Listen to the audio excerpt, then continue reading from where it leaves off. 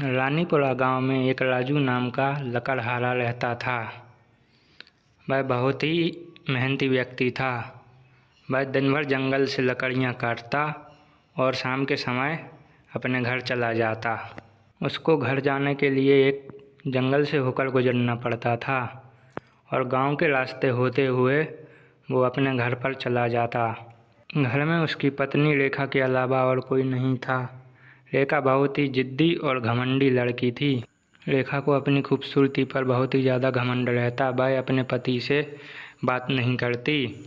उसका पति मेहनत करके घर आता, लेकिन रेखा उससे सीधे मुंह बात तक न करती। ना उसके लिए खाने की पूछती, न पानी पीने के लिए। एक दिन की बात है, रामू जंगल में लकड़ियाँ काट रहा था। लकड़ियाँ काटते काटते उसे बहुत ज़्यादा देर हो गई।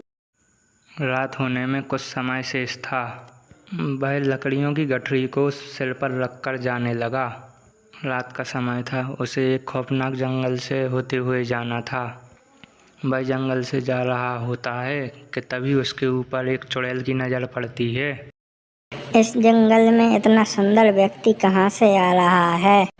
इस मनुष्य के साथ तो मैं शादी करूँगी और अपना पूरा जीवन व्यतीत करूँगी। चलो पता करती हूँ एक कहाँ से आ रहा है और किस जगह रहता है। वो चुड़ैल उसको मन ही मन पसंद करने लगती और रामू का पीछा करने लगती। रामू को इस बात की बिल्कुल भी खबर न थी। वह चुड़ैल रामू का पीछा करते करते उसके घर तक पहुंच जाती है। रामू अपने घर के अंदर चला जाता। चुड़ैल एक खिड़की के पास खड़े होकर सब कुछ देखने लगती। रामू अपनी पत्नी रेखा से बात करने की कोशिश करता। सुनो, आज खाने में क्या बनाया है? कुछ नहीं बनाया खाने में। लेकिन क्यों? मैं आपकी नौकर नहीं हूँ। अगर आपको भूख लगी है तो आप खुद खाना बना लीजिए। इतना सुनकर रामू बहुत दुखी हो जाता और वह उस रात भूखा ही सो जाता। चुड़ैल को ये सब देखकर रामू के लिए बहुत बुरा लगता। वह रामू की पत्नी को सबक सिखाने के बारे में सोचती और वापस जाकर जंगल में चली जाती।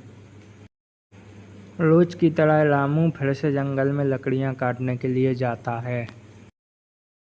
जैसे ही रामू जंगल के बीचों बीच से होकर गुजरता है, तब चुड़ैल उसे देख लेती। तब चुड़ैल रामू के घर के पास आती और घर के अंदर चली जाती।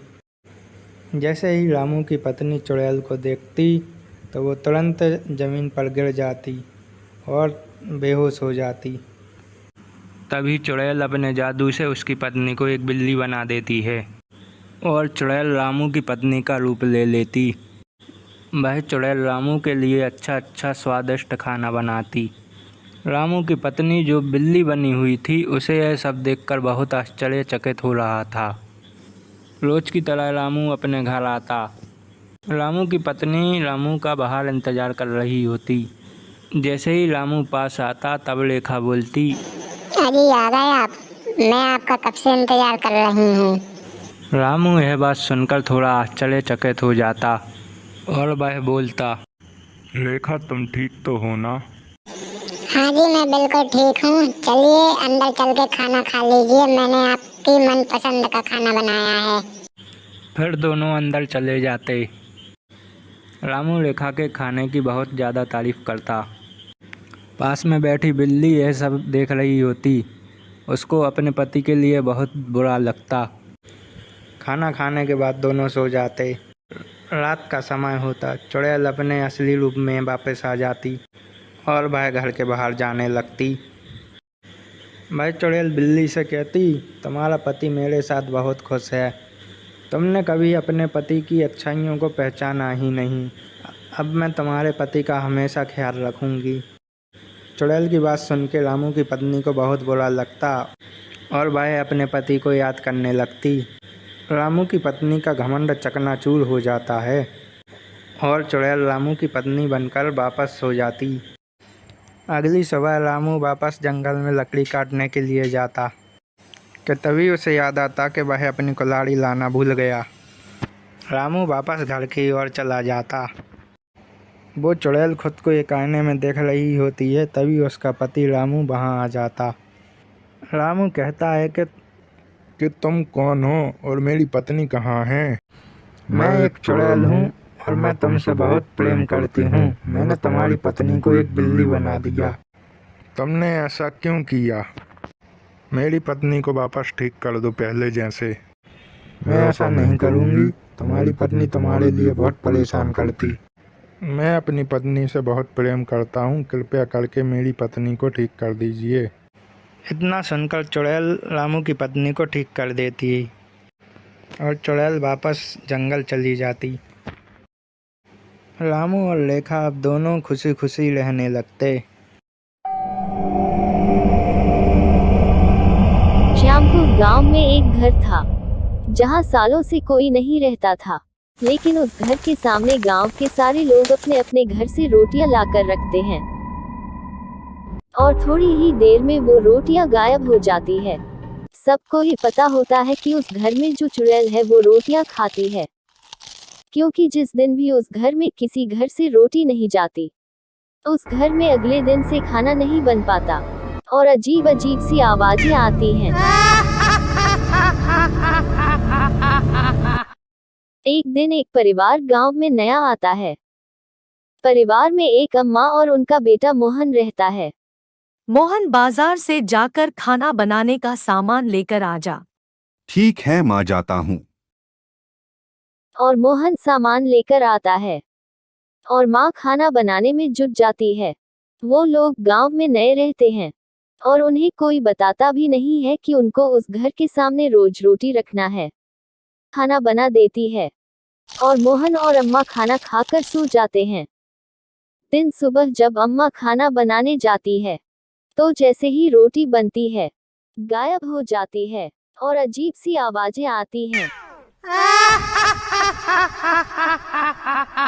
मोहन, हाँ अम्मा, क्या हुआ?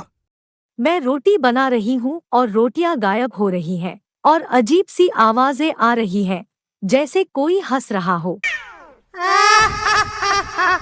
ऐसा कैसे हो सकता है अम्मा? आप न मेरे सामने रोटी बनाओ, देखते हैं। जैसे ही अम्मा रोटी बनाती है, रोटी गायब हो जाती है और हंसने की आवाज आती है। मोहन भी चौंक जाता है। दोनों घबरा जाते हैं और गांव के मंदिर में जाते हैं और पंडित से पूछते हैं कि उनके साथ ऐसा हो रहा है। बेटा, गांव के बीचों बीच एक घर बना है, रोज उस घर के सामने 2-4 रोटी सुबह शाम रख दिया करो, तुम्हारी परेशानी दूर हो जाएगी। और उस घर के सामने जाकर कहना कि खाना बनते ही रोटी सबसे पहले इस घर के सामने रख कर जाओगे। लेकिन पंडित जी, ऐसा क्यों? मोहन के पूछने पर पंडित जी बताते हैं कि बहुत समय पहले की बात है। इस घर में एक औरत रहती थी। उसके घर में खाने के लिए कुछ नहीं था और उसके पास कोई काम भी नहीं था, तो वह लोगों के घर से रोटियां चुरा लेती थी। एक दिन उसने सरपंच के घर से रोटी चुराए और सरपंच ने उसे ऐसा करते पकड़ लिया। इसके बाद सरपंच ने उसको सजा दी कि उसे कोई खाना नहीं देगा और उस घर में उसे बंद करवा दिया। उसकी उसी घर में मौत हो गई और उसके बाद वो चुड़ैल बन गई और तब से ही उसके घर के सामने सबको रोटी रखना पड़ती है। जो ऐसा नहीं करता उसको वह बहुत परेशान करती है। तो आप लोगों ने कुछ किया नहीं जिससे उसको इस योनि से मुक्ति मिल जाए? हमने बहुत कोशिश की, लेकिन वो इस गांव से जाने तैयार ही नहीं है। ठीक है पंडित जी। मोहन अम्मा को लेकर वहां से घर चला जाता है और घर जाकर पंडित जो कहता है वही मोहन करता है। अम्मा, आज अच्छा खाना बनाओ, पूरी, हलवा, खीर और सब्जी। आज कुछ है क्या बेटा? नहीं अम्मा, बस अब आप रोज अच्छा अच्छा खाना बनाइए कुछ दिन और मुझे एक थाली परोस कर दे दीजिए। ठीक है बेटा। अम्मा को कुछ नहीं समझ आता कि मोहन क्या कर रहा है। आप परेशान मत हो अम्मा, सब ठीक है। मैं ये खाना इसलिए बनवा रहा हूँ कि जब हम रोटी वाली चुड़ैल को ये खाना खिलाएंगे तो उसको कितनी खुशी होगी। हाँ बेटा। अब मोहन थाली लेकर जाता है और रोटी वाली चुड़ैल के घर के बाहर बैठ जाता है और कहता है कि चुड़ैल अम्मा बाहर आओ, मैं तुम्हारे लिए पकवान लाया हूँ। मैं तुमको अपने हाथ से पकवान खिलाऊंगा अम्मा। इतने में चुड़ैल मोहन के सामने आती है और मोहन उसको खाना खिलाता और सारा गांव उसको देखता है। और मोहन रोज चुड़ैल को पूछता है कि उसको खाने में क्या खाना है और रोज उसको अच्छे अच्छे पकवान खिलाता है। एक दिन चुड़ैल अम्मा ये बताओ तुम यहाँ अकेली कैसे रह लेती हो, तुमको बुरा नहीं लगता? लगता तो है, लेकिन मेरे साथ कौन रहेगा बेटा? आप वहाँ क्यों नहीं चली जाती जहाँ आपके जैसे ही लोग हों? हाँ बेटा, बात तो सही कह रहे हो। अम्मा वहाँ आपको अच्छा लगेगा।